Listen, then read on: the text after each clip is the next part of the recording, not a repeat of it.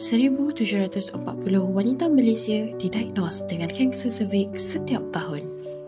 Ramai terfikir bahawa mereka tidak akan terkena, tapi realitinya wanita biasa seperti kita adalah golongan paling berisiko.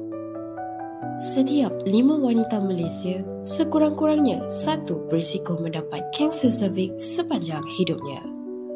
Human Papilloma Virus atau singkatannya HPV adalah punca utama kanser cervix dan 8 daripada 10 orang akan dijangkiti HPV sekurang-kurangnya sekali tanpa mereka sedar.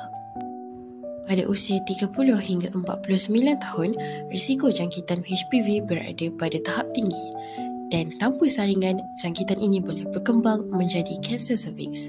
Ini adalah termasuk wanita berkejaya maupun suri rumah.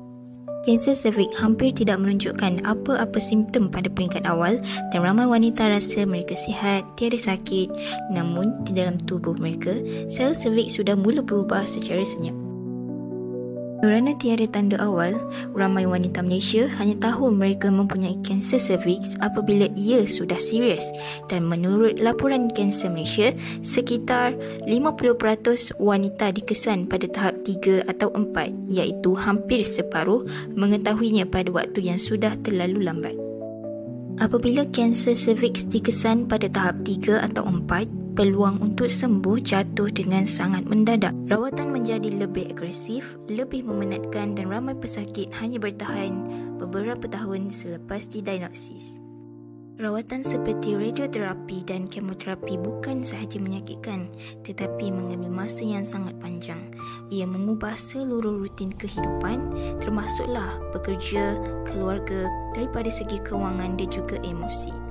Perjalanan yang berat yang sebenarnya boleh dicegah jika kanser dikesan dengan lebih awal.